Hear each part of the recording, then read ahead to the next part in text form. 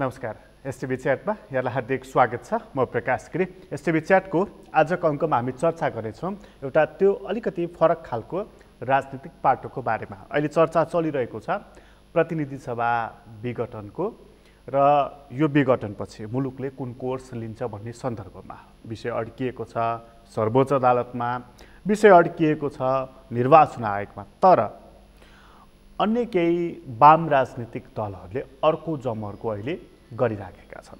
त्यो अन्य जमर्को अन्तर्गत उनीहरूले अब अहिले भूमिगत राजनीति गरिराखेको नेत्रविक्रम चन्द नेतृत्वको नेपाल कम्युनिस्ट पार्टीसँग एउटा मोर्चाबन्दीको अहिले कोसिस भइराखेको छ र त्यो मोर्चा घोषणाको तयारीमा मोहन वैद्य नेतृत्व गरिरहेको नेपाल कम्युनिस्ट पार्टी, क्रान्तिकारी माओवादी र अन्य केही राजनीतिक दलहरू सहित गरेर मोर्चाबन्दी घोषणाको तयारी भइराखेको छ। त्यो मोर्चा यति बेला किन आवश्यक पर्यो र त्यो मोर्चा त्यो बेलामा जब चाहिँ नि चुनावको चर्चा चलिराखेको छ, प्रतिनिधि सभा विघटन भएको छ र त्यो मोर्चा पनि कोसँग भन्दा अहिले राज्यले भूमिगत भनेको प्रतिबन्ध लगाएको र त्यसका मानिसहरू वारेन्टेड छन् जो देखिए तिनीहरूलाई समातेर थुनिएको त्यस्तो अवस्थामा मोर्चाको आवश्यकता र औचित्य के। र यही बिचमा एकजना बहालवाला मन्त्रीले गएर नक्खु जेलमा नेत्रविक्रम चन्द नेतृत्वको नेकपाको एकजना नेतालाई जेलमै गएर भेटेको कुरा जुन अहिले सार्वजनिक चर्चाको विषय बनिराखेको छ। यसले सरकारले संवाद गर्न खोजेको हो कि भन्ने सङ्केत दिइराखेको छ।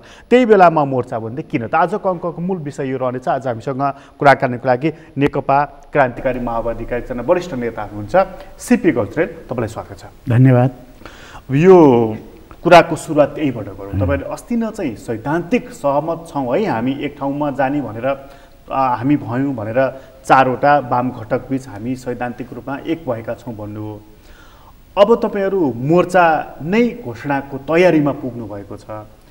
त्यो मोर्चा त बनाउनु तर तपाईँहरू त खुला राजनीति गरिराख्नु भएको छ शान्तिपूर्ण ढङ्गबाट। त हिंसात्मक राजनीति गरिराखेको अहिले प्रतिबन्धित पनि भएको त्यो पार्टीसँग किन मोर्चा गर्नु पर्यो तपाईँहरूलाई?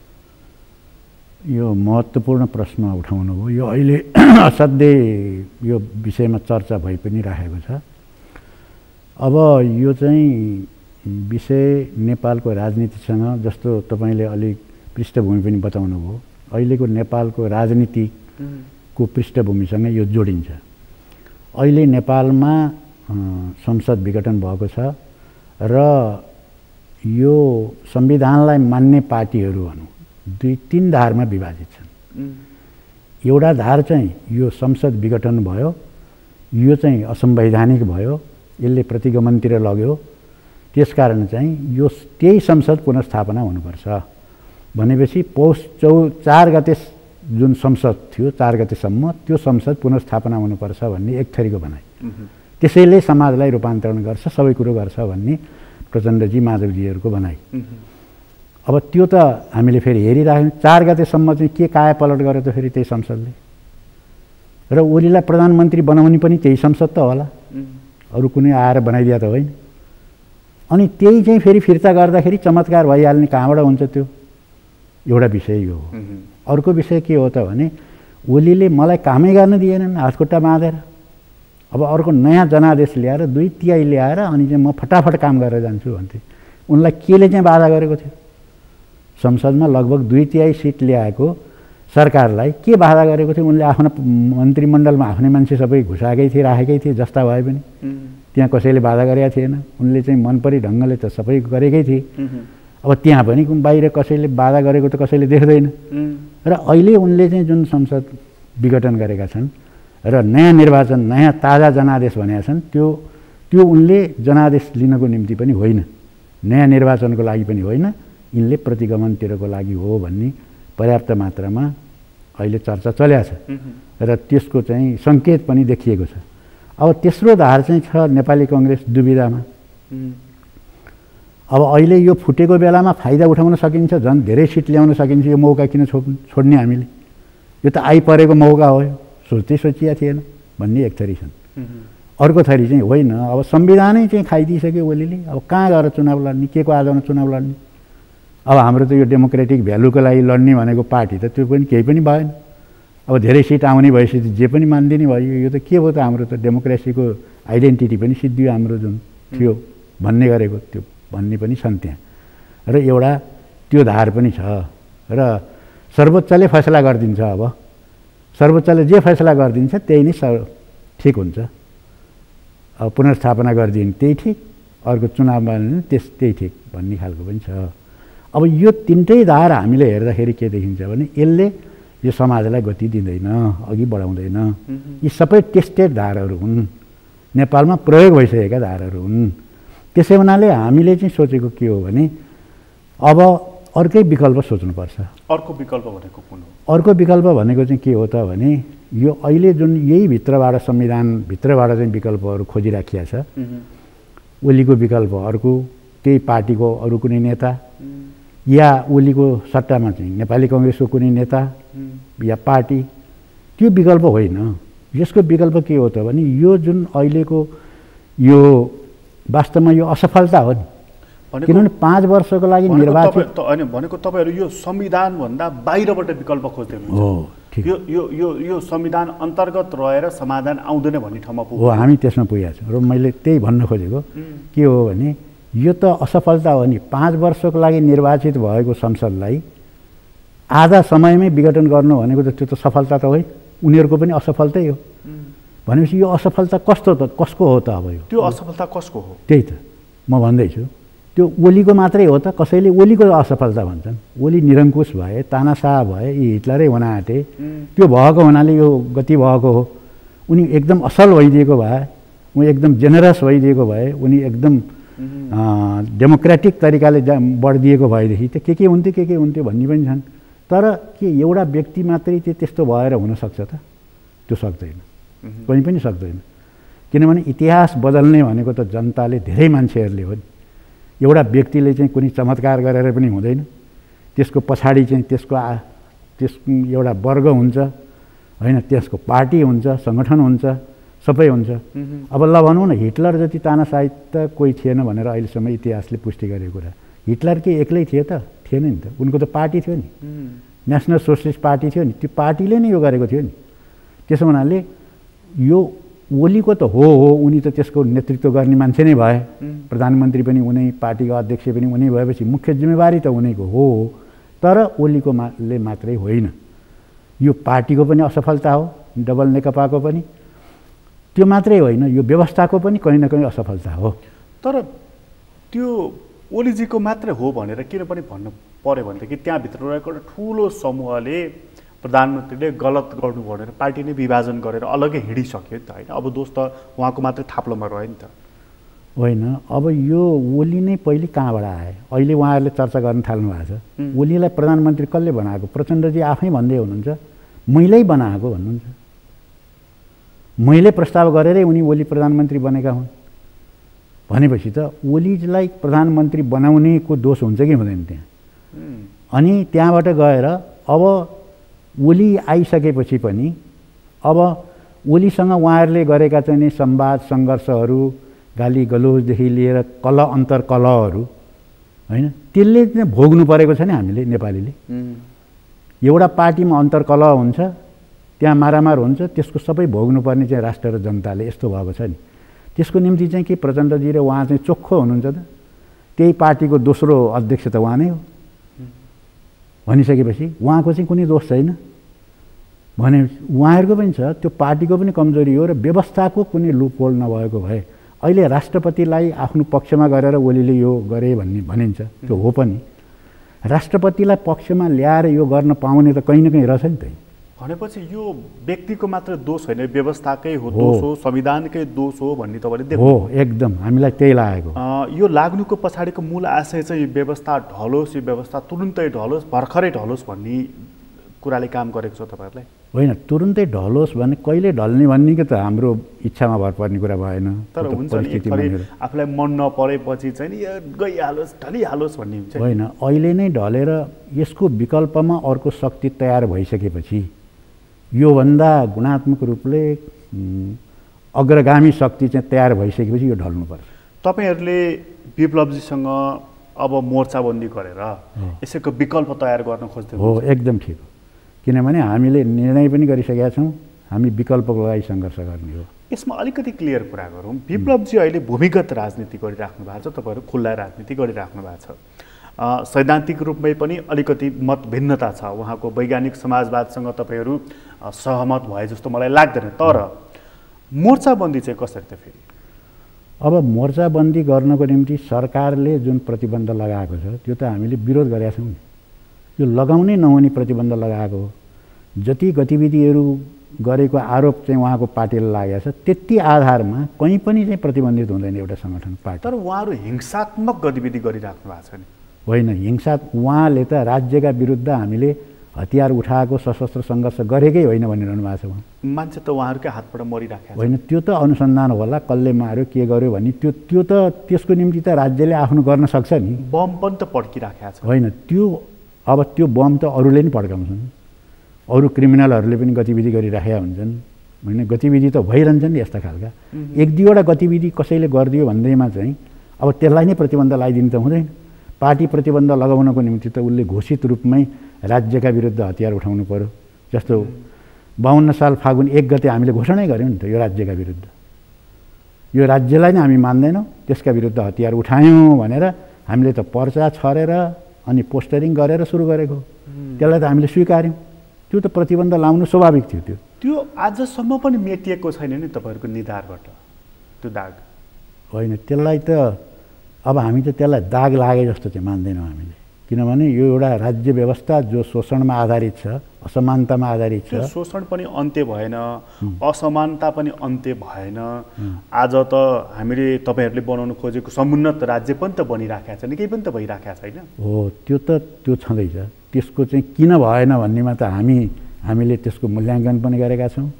कहाँ कसको त्रुटिले, कसको विश्वासघातले, कसले गर्दाखेरि यो भएन भन्ने त्यो हामीले आफ्नो ढङ्गको त विश्लेषण संश्लेषण पनि गरेका छौँ हामीले। तर अंशमा त तपाईँको भागमा पनि पर्यो नि दोष?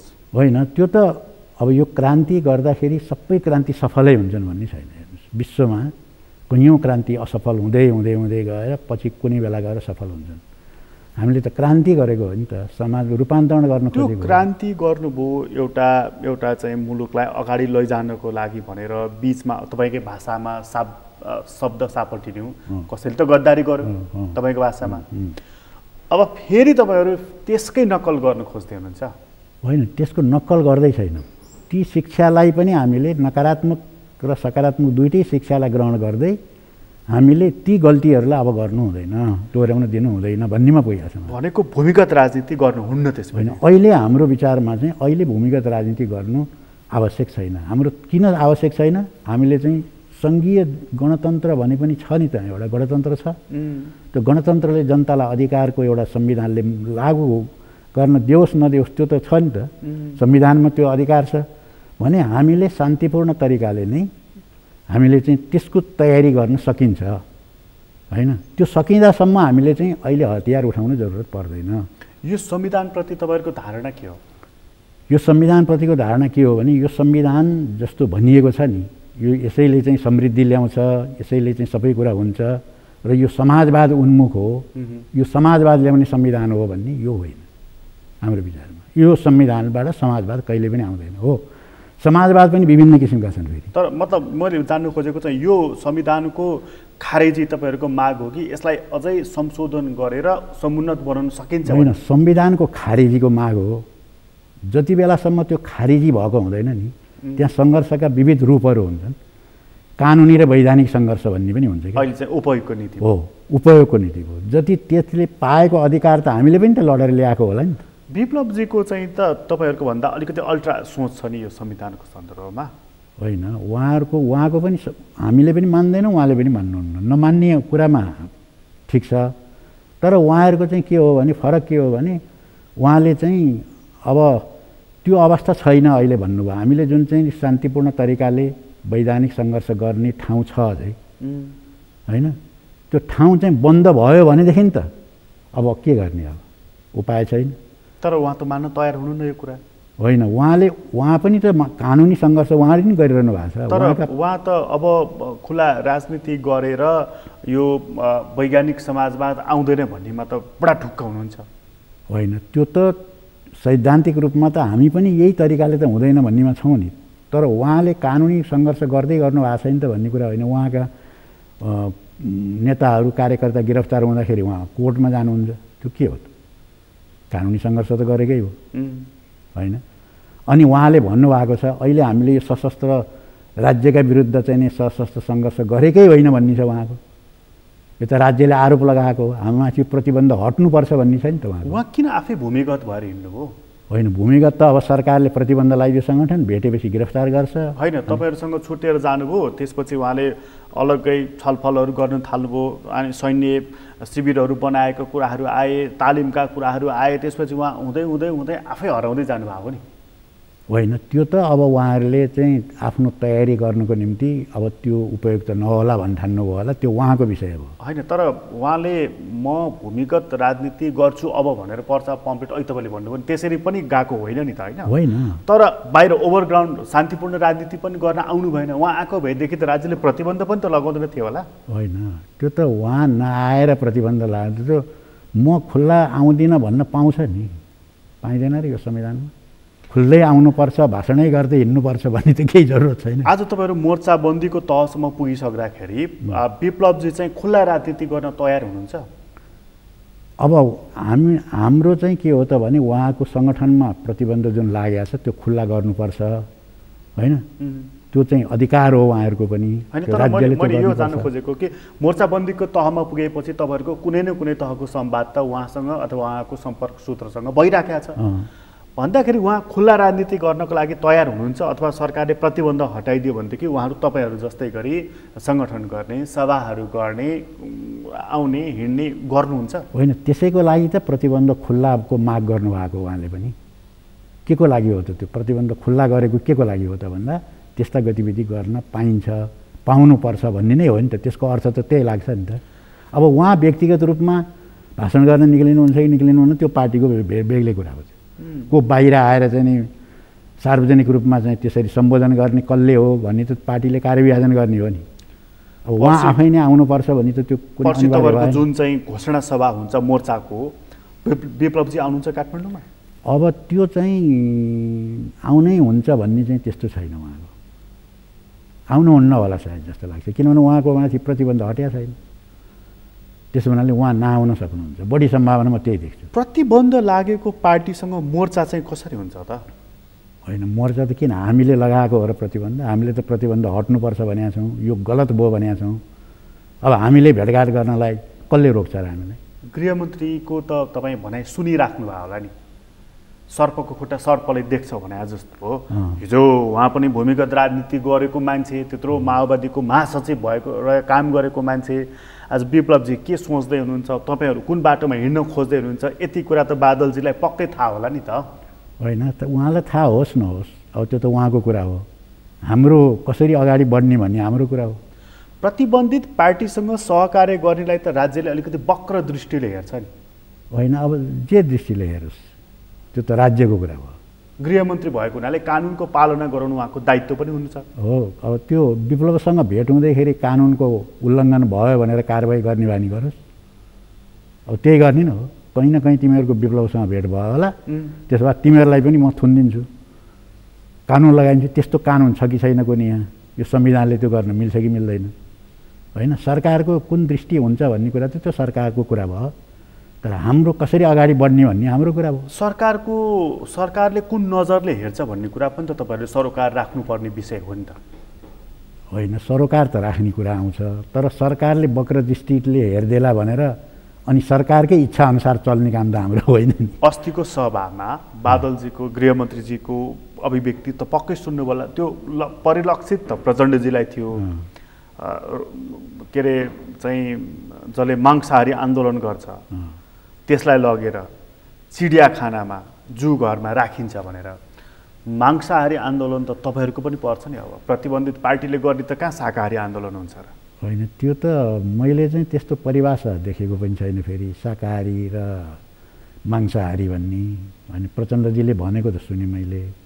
हामी चाहिँ के भन्छौँ भने हिंसात्मक र अहिंसात्मक भन्छौँ, शान्तिपूर्ण र हिंसात्मक भन्छौँ होइन। अहिले हामीले प्रश्न भनेको कुरा के हो भने हामी अहिले हतियार उठाउँदैनौँ अहिले चाहिँ निश्चित हो। तर तपाईँहरूले हात मिलाइरहेको शक्तिले त हतियार उठाइराखेको छ नि।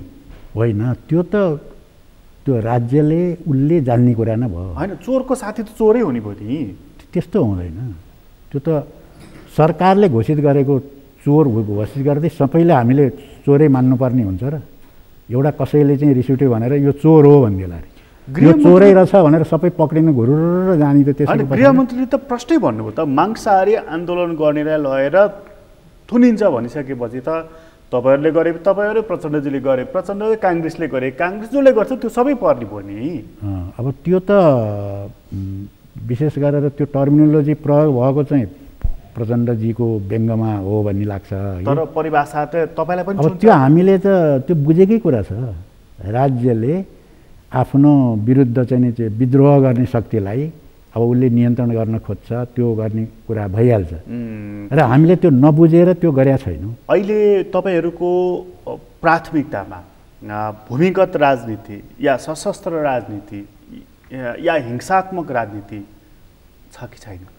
त्यही त अहिलेको एजेन्डामा हाम्रो छैन। अहिले हामीले शान्तिपूर्ण तरिकाले वैधानिक आन्दोलन सञ्चालन गरेर क्रान्तिको तयारी गर्ने, सरकारलाई दबाब दिने होइन, सुधारका कामहरू गर्ने सम्भावना विद्यमान देखिरहेका छौँ अहिलेसम्म।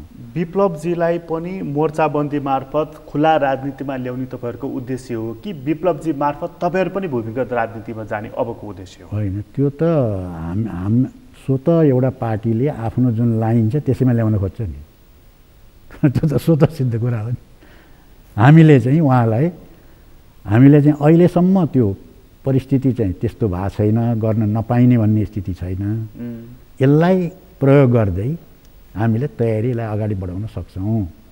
राज्य अहिले त्यो ढङ्गले चाहिँ नि प्रस्तुत नभएको अवस्थामा हामीले यसलाई प्रयोग गरेर जानुपर्छ भन्ने जुन हाम्रो लाइन हो, हामी त उहाँलाई त्यसैमा कन्भिन्स गर्न कोसिस गर्छौँ नि त। तर तपाईँहरूसँगै छुट्टिएर जानुभएको हो नि विप्लवजी, उहाँ त्यसै सजिलै कन्भिन्स हुने पात्र त होइन। अब कन्भिन्स हुनु भएन भने अब त फेरि उहाँ स्वतन्त्र पनि हुनुहुन्छ नि फेरि।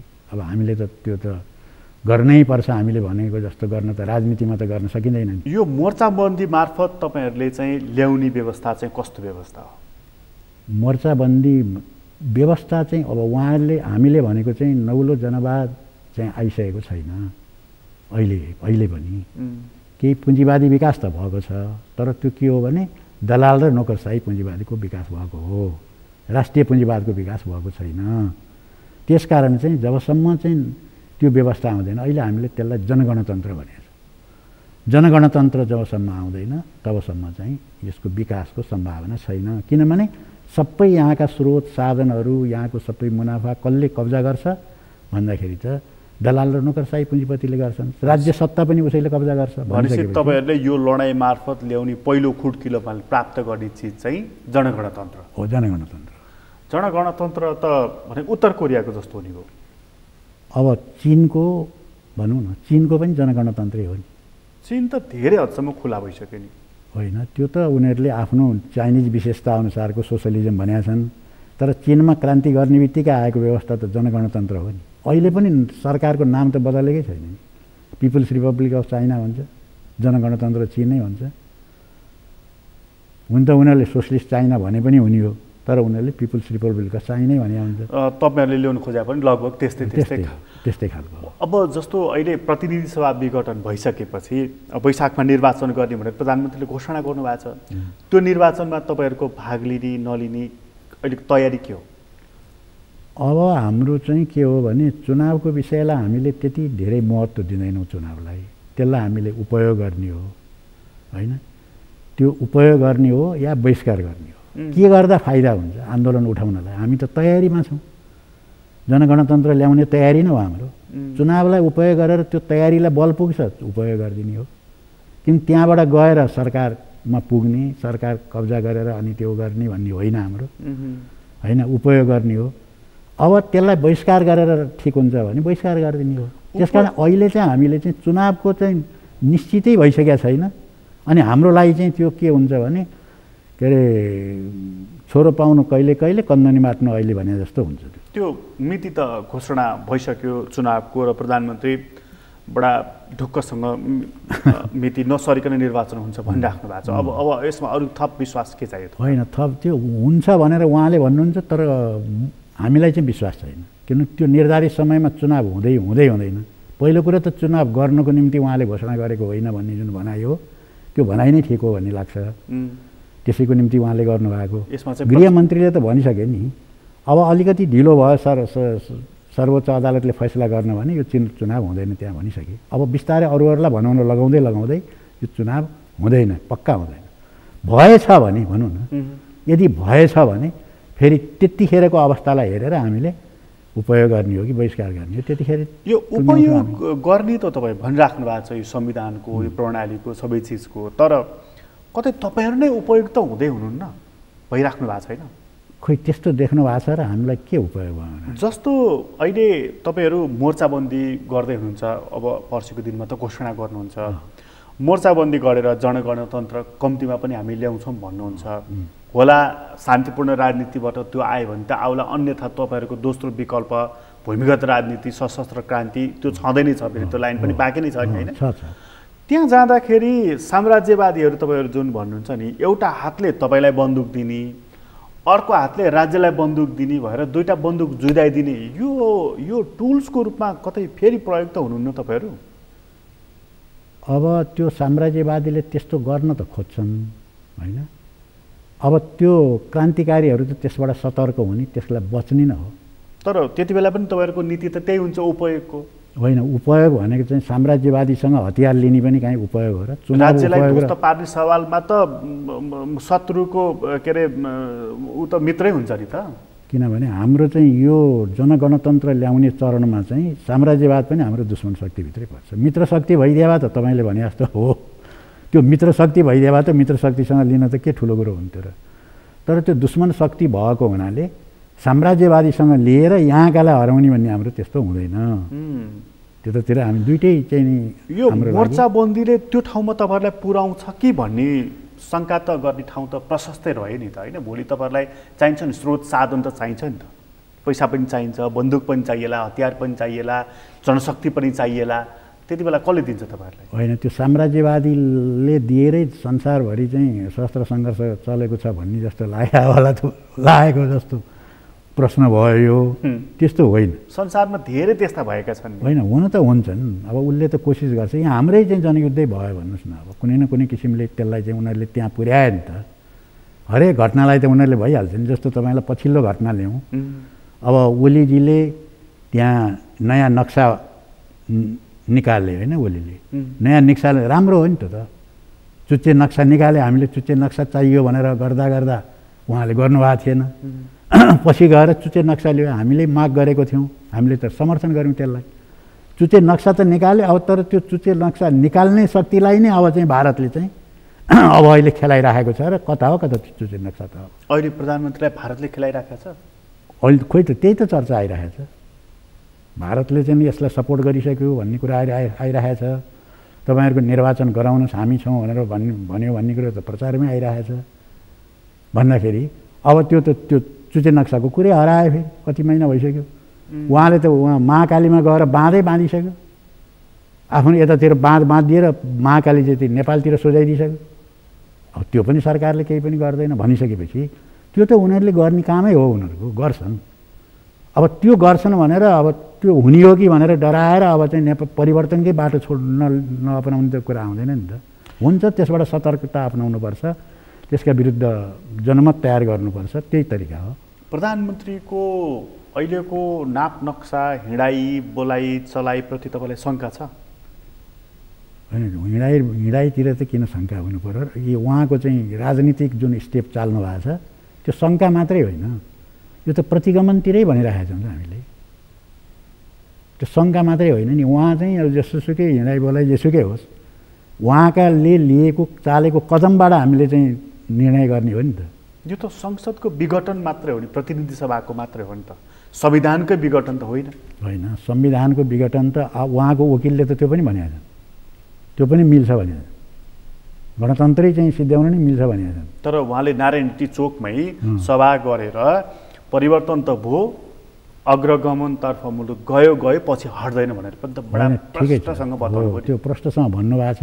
त्यो चाहिँ अब देखिँदैछ नि के अब यो संविधानको कति सम्मान गरेर चाहिँ संवैधानिक पदहरूमा नियुक्ति भएको छ, त्यो पनि अहिले चर्चामा आइरहेकै छ। अदालतमा कैयौँ मुद्दाहरू परेका छन् होइन। सभामुख आफैले गएर मुद्दा दर्ता गराएका छन् उनको विरुद्धमा। यी सबै कुराहरू पनि छन् नि। त्यसो हुनाले यो सबैले के देखिन्छ भने ओलीजी प्रतिगमनतिरै हुनुहुन्छ भन्ने नै देखिन्छ अहिलेसम्म होइन। भोलि उहाँ चेन्ज हुनुभएको छ, अर्कैतिरको नयाँ टर्न चाहिँ लिनुभएछ भने त फेरि हामी किन पूर्वाग्रही हुनु पर्यो? त्यो बेग्लै प्रसङ्ग हो। त्यो बेग्लै प्रसङ्ग। तर अहिलेको उहाँको कदम चाहिँ प्रतिगमनतर्फ उन्मुख छ भन्ने तपाईँलाई लागिरहेको छ? एकदमै त्यही लागेको छ। यो प्रतिगमनतर्फ उन्मुख छ भने त हिजोको क्रान्तिकारी हो नि बादलजी, उहाँ त्यसरी कसरी त्यतातिर लाग्नु पर्यो? त्यो त बादलजीलाई सोध्नु होला कहिले। तपाईँहरूको धेरै लामो सङ्गत भएको मित्र हो नि। होइन, उहाँ मित्र त हो, तर मित्र चाहिँ हाम्रो लागि पनि कहिले नि भरपर्दो मित्र हुनु भएन उहाँ। किन पहिले पनि त्यो पार्टी जब पुनर्गठन गऱ्यौँ हामीले, पुनर्गठन गर्ने बेलामा अन्तिमसम्म उहाँ प्रचण्डजीसँगै हुनुहुन्थ्यो। जब हामीले चाहिँ राष्ट्रिय भेला गर्ने भन्ने डेट नै तोक्यौँ, कुन हलमा गर्ने भन्ने पनि तय भइसकेपछि उहाँ सल्लकै यता आउनुभयो। आएपछि त ठिक छ नि त, उहाँ आउनुभयो त राम्रै कुरा भयो, हामीसँग पुरानो साथी पनि हो भनेर उहाँलाई हामीले चाहिँ फेरि चाहिँ कुनै पनि कन्जुसियाई नगरिकन महासचिवै दियौँ हामीले। तर यहाँ महासचिवमा बसेर त उहाँले के गर्नुभएको छ भने भित्रभित्र प्रचण्डसँग उ गरेर यहाँबाट मान्छे फुटाएर लैजाने तयारी गर्नुभएको देखियो। रिजल्टले त त्यही देखायो नि त। त्यसो हुनाले हाम्रो साथी त हो, त्यस्तो खालको साथी हो। प्रचण्डको पनि त्यही साथी जस्तो हुनु। उहाँ कहिले प्रचण्डको मिटिङमा, कहिले ओलीजीको मिटिङमा हिँड्नुभयो फुट नहुँदासम्म, अथवा यो ओलीजीले कदम नचाल्दासम्म। आज ओलीजीको हुनुहुन्छ, भोलि प्रचण्डजीको हुनुहुन्छ, त्यस्तो गरिरहनु भयो उहाँले। लास्टमा गएर चाहिँ म ओलीतिर लागेँ भनेर चाहिँ ओलीतिर गएको न हो। त्यस कारण चाहिँ अब उहाँको विषयमा त अब उहाँले जान्ने कुरा हो होइन। मैले के गरेको छु भन्ने कुरा त हरेक व्यक्ति त आफू जिम्मेवार भएर गर्छ नि त होइन। तपाईँले हेर्दाखेरि चाहिँ उहाँले लिनुपर्ने साथ, दिनुपर्ने साथ अहिले प्रधानमन्त्री ओलीलाई जसरी दिइराख्नु भएको छ त्यसरी नै त्यही नै हो उहाँले दिनुपर्ने होइन। दिनुपर्ने उहाँ त पछिसम्म पनि प्रचण्डजीसँगै हुनु होला भन्ने ठानेको थियौँ हामीले त। तपाईँलाई लागेको थियो उहाँ ढिलो चाँडो प्रचण्डतिरै लाग्नुहुन्छ, प्रचण्डतिर लाग्नुहुन्छ होला भन्ने ठानेको थियौँ। उहाँ त कसिएर आउनुभयो फेरि हुँदाहुँदै अहिले त यो मांसाहारीलाई ठिक गरिन्छ के अरे चिडियाखानामा लगेर हालिदिन्छु भन्ने समयमा पनि पुग्नुभयो। अब त्यो त उहाँमा त्यो चाहिँ देखा परेको कुरा हो होइन। त्यसैबाट हामीले चाहिँ उहाँ कहाँ पुग्नु भएको छ भन्ने थाहा पाउने कुरा हो। के कारण हुनसक्छ त हिजो त्यस्तो क्रान्तिकारी आज चाहिँ बडा तपाईँले भनेको प्रतिगमनको साथ दिने कसरी हुन्छ त? होइन, अब हुन्छ, किन हामीले त यो त मान्दै आएको कुरा हो नि। किन इतिहासमा चाहिँ गद्दारीहरू, धोका, अनि विचार परिवर्तनहरू, कित्ता परिवर्तन यो धेरैले गर्छन् नि। अहिले कहिले भएन र भन्नुहोस् त? राजा महेन्द्रले पुस 1 गते गर्दाखेरि, पुस 1 गतेको घटना घटाउँदाखेरि राजालाई साथ दिने त काङ्ग्रेस र कम्युनिस्टहरूले नै दिए। पछि मन्त्रीमण्डलमा तिनै भए। सूर्यबहादुर थापा त कङ्ग्रेस न हुन् पहिलेका होइन। अब यी के अरे रेग्मीहरू, अरू रायमाझीहरू, यी त कम्युनिस्ट पार्टीका नेतै हुन्। अब उनीहरू त्यतातिर गए। त्यो कहिले भएन र इतिहासमा? त्यस्तो हुन्छ हेर्नुहोस्। अब यहाँ हामीले यसलाई धेरै ठुलो आश्चर्यको रूपमा चाहिँ यो भइरहन्छ यो होइन। हुन्छ, यो व्यक्तिको स्वतन्त्रताको कुरा पनि हो होइन। अब अनि यो अब जस्तो मैले यसलाई यो पात्रको अध्ययनबाट इतिहास बुझ्नका लागि सजिलो पनि हुन्छ नि त भन्ने सन्दर्भमा मात्रै कुरा गरेको। जस्तो यो घटनाले तपाईँहरू जुन कुरा त फेरि त्यही नै छ, तपाईँहरू जुन मोर्चाबन्दी गर्दै हुनुहुन्छ विप्लवजीसँग, विप्लवजीलाई हेर्ने बादलको नजर पनि त अलिक बेग्लै छ नि यो 2-3 वर्षको बिचमा। खास गरी प्रतिबन्ध पनि उहाँ आइसकेपछि लाग्यो हो, उहाँलाई कडा रूपमा व्यवहार गर्नु भनेर सुरक्षा निकायले निर्देशन दिने पनि बादलजी नै हो, अहिले चाहिँ नि लगेर जुमार थुनिन्छ भन्ने पनि उहाँ नै हो भन्दाखेरि तपाईँहरूले मनमा अलिकति चिसो पसिराखेको छैन बादलजी चाहिँ अलिक कडा रूपमा प्रस्तुत भइराख्नु भएको छ भन्ने भनेर? होइन, त्यो त भइराख्नु भएको छ, त्यो त बुझिराखेको छ नि, त्यो त भएकै कुरा हो नि। त्यसका बावजुद पनि तपाईँहरू मोर्चाबन्दी गर्दै हुनुहुन्छ विप्लवजीसँग? होइन, त्यो त बुझेरै गरेको हो नि त। बादलजीले भनेको कुरा त अब त्यो त सार्वजनिक। यसको मतलब चाहिँ नि त्यो जोखिम मोल्नको लागि तपाईँहरू तयार हुनुहुन्छ? अब त्यो जोखिम त्यसबाट आउँछ भने त त्यसको जोखिम त मोल्नु परिहाल्यो नि हैन। त्यसबाट यदि जोखिम पैदा हुन्छ भने त्यो जोखिम मोल्न त तयार भएरै त गर्ने कुरा। तर तपाईँहरूले मोर्चाबन्दी गर्दै गरेको सरकार नेतातर्फ चाहिँ जस्तो मणि थापाजी नक्खु जेलमै गएर विप्लवजीको मानिससँग संवाद गर्नुभयो भन्ने कुरा त सार्वजनिक मिडियामै आयो, चलखलै भयो। मन्त्रीजीले मैले भेटेको पनि भनि नै हाल्नुभयो। तपाईँहरूको मोर्चाबन्दीभन्दा अगाडि नै सरकारले चाहिँ संवादको प्रक्रिया पनि अघि बढायो। सरकारसँग तपाईँहरूको कुनै न कुनै तहको यसबिचमा तपाईँहरू मोर्चाबन्दी गर्नुहोस्, हामी यताबाट जान्छौँ, विप्लवजीसँग मिलौँ भनेर संवाद त भएको छैन कतै सरकारसँग। खोइ आजको अहिलेसम्म चाहिँ भएको छैन, अहिलेको मितिसम्म। तपाईँहरू नत्र कसरी त तपाईँहरू मोर्चाबन्दी गर्ने, उहाँहरू अझ अगाडि गएर वार्ता गर्ने क्रम सुरु भएको छ? होइन, वार्ता त एउटा पार्टीले गर्न सक्छ नि, के भयो र। हामीसँग त्यो मोर्चाबन्दी गरे पनि उहाँको पार्टी त स्वतन्त्र हुन्छ नि। अब उहाँहरूले चाहिँ फुकुवा गर्नुपर्छ भनेर सार्वजनिक रूपमै भन्नुभएको छ हो, तर सरकारसँग वार्ता गर्दिन पनि भनेको छैन उहाँले। तर तपाईँहरू प्रतिगमन तर्फ यो सरकार उन्मुख छ भन्ने, विप्लवजी यो संविधानको खारेजीको कुरा गरिराख्ने, अनि फेरि संवादको लागि प्रयत्नहरू पनि भइराख्ने चर्चाहरू यो पनि चलिराखेका छन् कि सरकारसँग विप्लवजीकै पनि संवाद भएको सायद काठमाडौँमा भनेर पनि चर्चा चलिराखेको छ। यसको सम्भावनाहरू कति हो? अब त्यो विप्लवजीको आफ्नै भएको चाहिँ अहिलेसम्म चाहिँ मलाई थाहा छैन।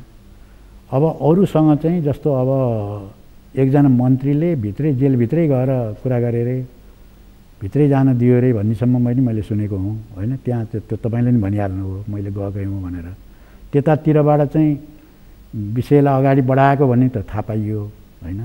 र फेरि वार्ता गर्नै चाहिँ चाहना भयो भने त फेरि सरकारले पहल लिन नसक्ने कुरा नि भएन, लिन सक्ने कुरा हुन्छ नि। त्यो कोबाट सुरु हुन्छ त भन्दाखेरि अब उनीहरूको सहजमा चाहिँ तिनै आफूले थुनेका चाहिँ मान्छेहरू हुन्छन्, उनीहरूसँगबाट त्यो संवाद पुर्याउने होइन, यस्तो यस्तो प्रस्ताव आएछ भनेर पुर्याउने त प्रयोग अन्त पनि हुने गरेको हुन्छ, त्यस्तो हुन्छ। फेरि विप्लवजीसँग तपाईँहरूको पछिल्लो संवादमा चाहिँ उहाँको पछिल्लो भनाइ चाहिँ के, उहाँ शान्तिपूर्ण राजनीतिमा आउन तयारै हो भन्ने नै हो? होइन, उहाँ त हामी माथि प्रतिबन्ध खुल्ला गर्नुपर्छ होइन। हामीले अहिले त्यस्तो राज्यका विरुद्ध चाहिँ विद्रोह, त्यस्तो सशस्त्र विद्रोह गरेकै होइन। त्यसो हुनाले राज्यले चाहिँ यो हामीलाई माथि ज्यादती गर्यो, त्यस कारण चाहिँ त्यो प्रतिबन्ध फुकुवा गर्नुपर्छ। फुकुवा गर्नको निम्ति सबैले कोसिस गर्नु पर्यो भन्ने त उहाँको अपिलै छ नि, अनि सबैलाई भन्नुभएको छ उहाँ। त्यस कारण तपाईँहरू पनि मोर्चाबन्दीमा आकर्षित हुनुभएको? अब त्यो भनिसकेपछि त ठिकै छ, अब मोर्चाबन्दी गरौँ, किनभने हाम्रो उद्देश्य मिल्छ। त्यो हामी छरिएर बसेर चाहिँ हाम्रो शक्ति चाहिँ अलिक कमजोरै भयो। पछिल्लो समय चाहिँ कहिले संवाद भयो विप्लवजीसँग तपाईँहरूको? अब त्यो प्राविधिक कुरा भयो होइन। त्यो चाहिँ त अब तपाईँले भनिहाल्नु भने राज्यले चाहिँ उ गरिराखेकोमा अब चाहिँ त्यो चाहिँ प्राविधिक, अब त्यस्तो चाहिँ हामीले दुईवटा त्यस्ता पार्टीहरूको बिचमा कुराकानीहरू हुँदाखेरि के हुन्छ भने त्यो चाहिँ इमान्दारी त हामीले मेन्टेन गर्नुपर्छ। तपाईँहरूभन्दा पहिले नै विप्लवजीको सरकारसँग संवाद भएर उहाँ ओभरग्राउन्ड हुनुभयो त तपाईँहरू त हेरै हुनुभयो?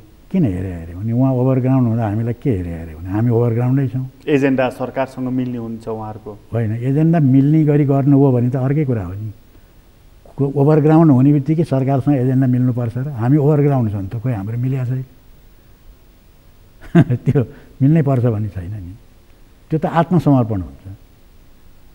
सरकारले जे भन्यो त्यही मानेर अनि चाहिँ पार्टी खुला गर्यो भनेदेखि त के हुन्छ भने त्यो चाहिँ त्यो गलत हुन्छ। त्यो हाम्रो पहिलेको 12 सालमा कम्युनिस्ट पार्टीले गरे जस्तै हुन्छ। त्यो तपाईँहरू मोर्चाबन्दी गरेर अहिले भनिहाल्नुभयो जनगणतन्त्रको लागि हाम्रो पहिलो धक्का त्यहाँ हुन्छ, हामी त्यसरी जान्छौँ भनेर। तर सुरुवात त यही प्रचारात्मक आन्दोलन गर्ने, सभा गोष्ठी आदि इत्यादि यही नै हुने होला। त्यसपछि तपाईँहरूले त्यसको चरण त तय गर्नुभयो होला नि, यति समय चाहिँ हामी प्रचारात्मक अभियान गर्छौँ, यति समय सङ्गठन निर्माण गर्छौँ, त्यसपछि चाहिँ हामी भूमिगत राजनीति गर्छौँ आवश्यक पर्यो भने भनेर तय गर्नुभयो होला नि? त्यस्तो चाहिँ तय किन हुँदैन भने पहिले तय गर्न सकिँदैन। हरेक क्रान्ति आन्दोलनमा दुई पक्षहरू क्रियाशील हुन्छन्। एक पक्ष त हामी हुन्छौँ क्रान्तिकारीहरू, अर्को त्यसलाई दबाउने पक्ष हुन्छ फेरि प्रतिक्रियावादीहरू। अब त्यो दौरानमा चाहिँ अब उसले दमन कुन हदसम्म लैजान्छ होइन, उसका क्रियाकलापले हाम्रो यो तयारीलाई के असर पर्छ भने त अहिले चाहिँ भन्न सकिँदैन नि त्यो। तपाईहरु स्टेप बाई स्टेप हामीले विप्लवजीसँग जसरी मोर्चाबन्दी गरिराख्नु भएको छ नि प्रचण्डजीसँग पनि संवादमा हुनुहुन्छ? हाम्रो प्रचण्डजीसँग खास संवाद छैन। उहाँले एकचोटि अस्ति चाहिँ संयुक्त आन्दोलन गरौँ भनेर हामीलाई मात्रै होइन धेरैलाई बोलाउनु भएको थियो, हामीलाई नि बोलाउनु भएको थियो। फेरि त हामीले आफ्नो कुरा त्यहाँ राख्यौँ। अब त्यो त्यसरी त्योभन्दा बढ्ता उहाँहरूसँग प्लेटफर्ममा हामी चाहिँ सहभागी पनि छैनौँ। त्यसपछि त्यो वार्तासार्तालाई उहाँले हामीसँग चाहिँ को वार्तालाई अगाडि बढाउनु भएको छैन, कुनै प्रस्ताव पनि ल्याउनु भएको छैन। संयुक्त आन्दोलनको उहाँले आह्वान गरिराख्नु भएको छ फागुनको दोस्रो सातादेखि गरौँ भनेर, त्यसमा तपाईँहरू सहमत कि होइन? त्यहाँ उहाँले त्यो त उहाँले अपिल गर्नुभयो, त्यो त राजनीतिक आह्वान भयो। त्यो उहाँले पार्टीहरूसँग त फेरि पत्र लेखेर यो तरिकाले हामीले गर्ने सोचेका छौँ भन्नु पऱ्यो नि। त्यस्तो पत्र हामीलाई अहिलेसम्म चाहिँ आएको छैन। सैद्धान्तिक रूपमा चाहिँ संयुक्त आन्दोलनको तपाईँहरू पक्षमा कि विपक्षमा? होइन, उहाँहरू त आन्दोलनको विषय तय हुनु पऱ्यो नि, के को लागि आन्दोलन गर्ने। खालि पुनर्स्थापनाको लागि मात्रै हो भने हाम्रो त्यो संयुक्त रूपमा हाम्रो हुँदैन त्यो। किनभने यो पुनर्स्थापनाले चाहिँ पौष 4 गतेको स्थितिमा रिटर्न भएर जाने बित्तिकै देशमा चाहिँ कायापलट हुन्छ भन्ने हामी मान्दैनौँ।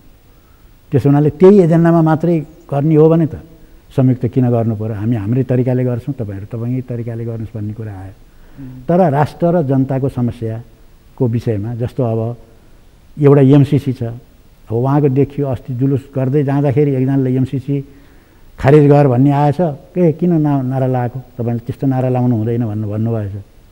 अब एमसिसीको बारेमा चाहिँ उहाँको नारै लाउन नहुने उहाँकै पार्टीकै साथीहरूले पनि भनेपछि त अरू विषय के हुन् त, ती विषय हेरेपछि चाहिँ अनि हामी संयुक्त हुन सक्छ कि सक्दैन, त्यहाँबाट त्यसले एजेन्डाले निर्धारण। तर संसदको पुनर्स्थापनाकै मुद्दामा चाहिँ तपाईँहरू त्यहाँ एकाकार हुने सम्भावना? त्यही एउटै मात्रै मुद्दामा चाहिँ त्यस्तो संयुक्त आन्दोलन गरेर केही खास फाइदा हुँदैन। उहाँहरूको पार्टीसँग पनि तपाईँहरूको मोर्चाबन्दी हुन्छ अन्य मुद्दाहरूमा? होइन, उहाँहरूको मुद्दामा आए त के भयो, हामी सबैलाई अपिल गर्छौँ नि। र प्रचण्डजीहरूसँग फेरि मिलेर जाउँ, तपाईँले भने जस्तो वैज्ञानिक समाजवाद ल्याउनको लागि प्रचण्डजीहरू सहित जाउँ भन्ने कति सम्भावना रहन्छ? होइन, त्यो छैन, त्यो हाम्रो एजेन्डामै छैन। भनेको प्रचण्डजीहरूसँग कार्यगत एकता गर्ने, मोर्चाबन्दी गर्ने तपाईँहरूको एजेन्डामा छैन? अहिले छैन।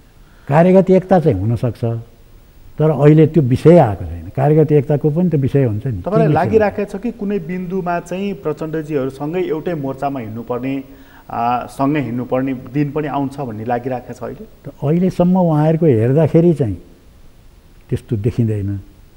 तर अब देशमा एउटा ठुलै दुर्घटना भएछ, केही भएछ र मान्छेहरूमा चेन्ज आएछ भने त त्यस्तो त कसैको बारेमा पनि भन्न सकिँदैन। तर अहिलेको जुन चाहिँ नर्मल कोर्स छ त्यसलाई हेर्दाखेरि उहाँहरू क्रान्तिकारी धारमा आउनुहुन्छ भन्ने लाग्दैन। आज तपाईँहरूले हेर्दाखेरि प्रचण्डजीहरू चाहिँ क्रान्तिकारी हो कि वाम शक्ति मात्रै हो कि अथवा त्यो पनि होइन? त्यो वाम पनि होइन भन्ने छ।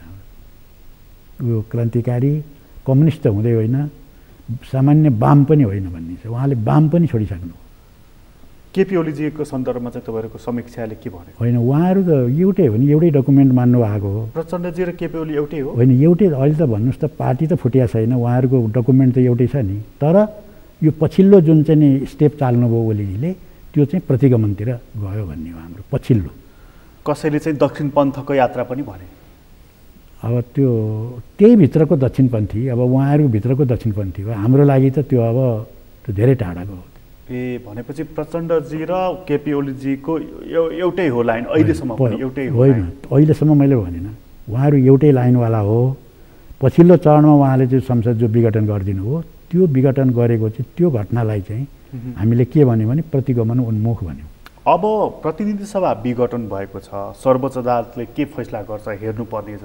निर्वाचन आयोगले उहाँहरूको पार्टीको एकताको सन्दर्भमा, आधिकारिकताको सन्दर्भमा के फैसला गर्छ त्यो पनि हेर्न बाँकी नै छ। तर अहिलेको राजनीतिक घटनाक्रमले चाहिँ नि वैशाखमा निर्वाचन गर्ने दिशातर्फ मुलुक जाने तपाईँ देख्नुहुन्छ कि पुनर्स्थापनातर्फ जाने देख्नुहुन्छ अथवा अर्कै मोड लिने देख्नुहुन्छ? अब यो अदालतले त अर्को मोड लिँदैन। अदालतले त यो दुईवटा मध्ये एउटै लिन्छ, कि पुनर्स्थापना कि विघटन। त्यही हो अदालतले त। त्यो अर्को मोड लिने भनेको चाहिँ राजनीतिक शक्तिहरूको आन्दोलनको कुरा हो, कुन मोड लिने भन्ने। अदालतको त दुईटै हो र दुईटा मध्ये कुन चाहिँ हो त भन्दाखेरि अब यहाँ ओपिनियन चाहिँ विभाजित छ। कसैले चाहिँ के भन्छन् भने यो सेटिङमा छ, त्यसकारण पुनर्स्थापना हुँदैन, चुनाव हुन्छ। ओलीजीको भनाइ सुन्दाखेरि पनि पक्कै हुन्छ भनेर भनिरहनु भएको छ एउटा प्रधानमन्त्रीले, केही न केही नभइकन त भने होइन होला भन्ने पनि लाग्छ। त्यसो हेर्दाखेरि चाहिँ के भने चुनावतिरै पो फैसला हुने हो कि भन्ने पनि लाग्छ। तर फेरि चाहिँ अरू एकदम संविधानका धाराहरू यो सबै हेर्दाखेरि चाहिँ त्यो अधिकार त दिएको छैन प्रधानमन्त्रीलाई। नदिएको चाहिँ अधिकार प्रयोग गरेको हुनाले यो चाहिँ पुनर्स्थापना हुन्छ कि भन्ने पनि छ। त्यसकारण अहिले नै ठ्याक्कै भन्न सक्ने स्थिति चाहिँ देखिँदैन। प्रधानमन्त्रीबाट थप कदमको एक्सनको पनि तपाईँहरूले अपेक्षा गर्नुभएको छ अथवा प्रधानमन्त्रीले अर्को पनि एक्सन लिन सक्छन्, उनको मुड र मुभ त्यस्तो छ भन्ने देखिया छ? त्यस्तो सम्भावना देखिया छ। किनभने त्यसको एउटै कारण हो त्यो अनुमान गर्नलाई कि प्रधानमन्त्री बन्नको निम्ति चाहिँ ओलीजीले जे पनि गर्नुहुने रहेछ भन्ने त देखियो।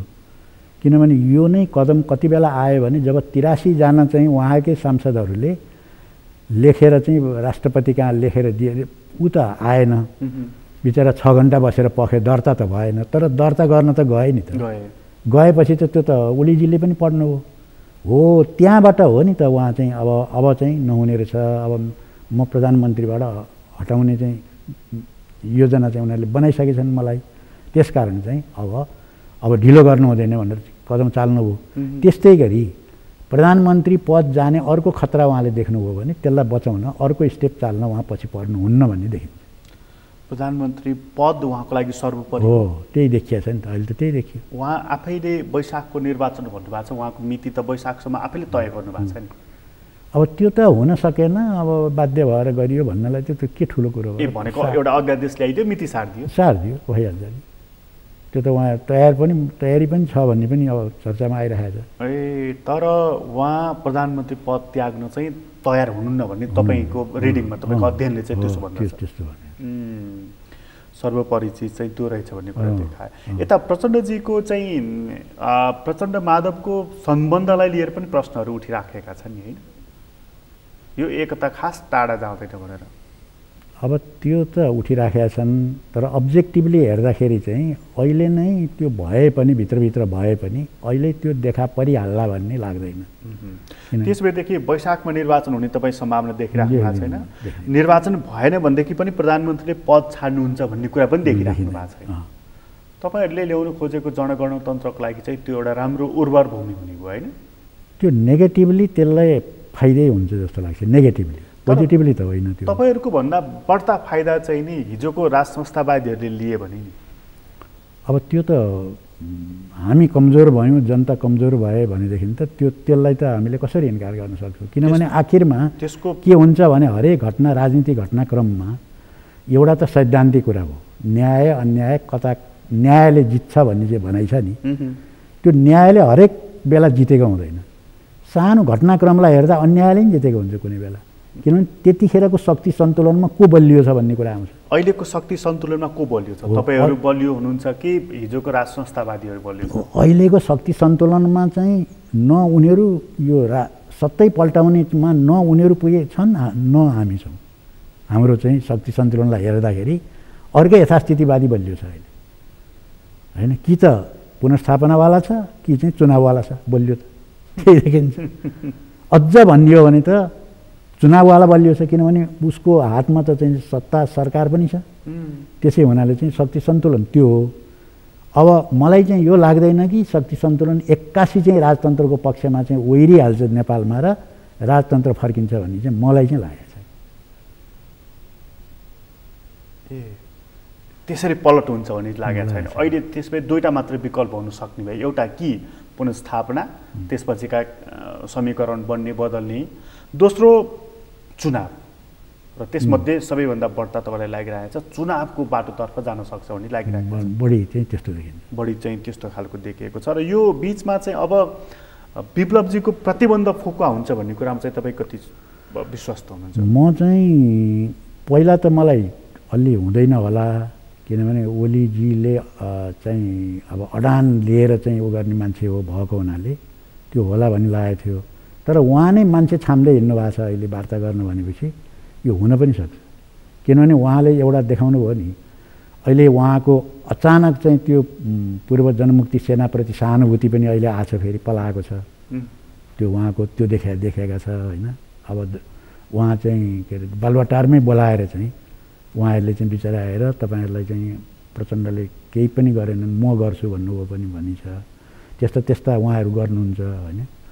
त्यसकारण चाहिँ अब यो विप्लवजीको पनि अब न उहाँले चाहिँ एउटा आशंका पैदा गर्छ, उहाँको स्टेटमेन्टमा पनि आछ, विप्लवलाई प्रचण्डको विरुद्ध प्रयोग गर्न सकिने भन्ने लाग्यो भने उहाँले त्यो स्टेप चाहिँ नचाल्नु होला भन्न पनि सकिँदैन।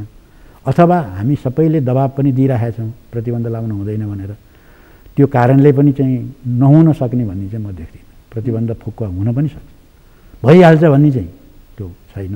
तर त्यो सम्भावना पनि छ। प्रतिबन्ध फुकुवा भएन भने पनि तपाईँहरूको मोर्चा कायम रहन्छ र तपाईँहरू चाहिँ सङ्घर्षको मैदानमा अघि बढ्नुहुन्छ। अघि बढ्छ, त्यो त कायम रहन्छ। अहिले त प्रतिबन्धै छ नि त। अहिले त हामीले प्रतिबन्धै भए गरेको त हो नि। भोलि पनि यहाँभन्दा बढ्ता त हुने केही छैन, त्यो कायमै रहन्छ। त्यसो गर्दा नेतृत्व कसले लिन्छ? मोर्चाको नेतृत्व कसले गर्छ? होइन, त्यो त मोर्चाको नेतृत्व त अब हामी सल्लाह गरेर। त्यहाँ एउटा करिस्मेटिक लिडर छैन नि तपाईँहरूसँग? अब करिस्मेटिक लिडर अब कसलाई मान्ने कसलाई नमान्ने। जस्तो हिजो प्रचण्ड थिए, बाबुराम थिए, मोहन वैद्य पनि एक हदसम्म हुनुहुन्थ्यो, बादल थिए। आज त्यस्तो मान्छे छैन नि। अब धेरै करिस्मेटिक भन्नेले यो करिस्मा देखाए, त्यसकारण चाहिँ अब ठिकै हो, त्यो आन्दोलनबाट जन्मिन्छ के अरे त्यस्तो लिडर आवश्यक पर्यो भने त्यसमा पनि हामीलाई खासै चिन्ता छैन। त्यसरी आउँदाखेरि विप्लवजी चाहिँ नेता हुन सक्छन्? होइन, अब उहाँ खुल्ला भएर आउनुभयो भयो भने अब संयुक्त मोर्चामा फेरि अब विभिन्न त्यहाँको मोडालिटी विभिन्न हुन्छ होइन। एउटा आलो पालो नेतृत्व गर्ने पनि मोडालिटी पनि हुन्छ, स्थायी नेतृत्व फलानलाई दिउँ भन्ने पनि हुन्छ, विभिन्न मोडालिटी हुन्छ। अब जब हामी चाहिँ आन्दोलनै गर्नु छ भने विभिन्न मोडालिटीको बारेमा छलफल गर्छौँ, कुन चाहिँ फिट हुन्छ हाम्रो परिस्थितिमा त्यही गर्छौँ। अहिले त्यसको लागि त्यो हतारिहाल्नुपर्ने हामीलाई केही पनि छैन। तर आन्दोलन चाहिँ हुन्छ होइन? हुन्छ आन्दोलन एकदम। हस्, तपाईँलाई धेरै धेरै धन्यवाद। ल, धन्यवाद। आदरणीय दर्शक, तपाईँलाई पनि धन्यवाद। आज हामीले कुराकानी गऱ्यौँ सिपी गजरेलसँग। उहाँसँगको कुराकानी अहिलेलाई यति नै। एसटिभी च्याटबाट म प्रकाश गिरीलाई बिदा दिनुहोस्। सर्वत्र हेर्दै गर्नुहोला।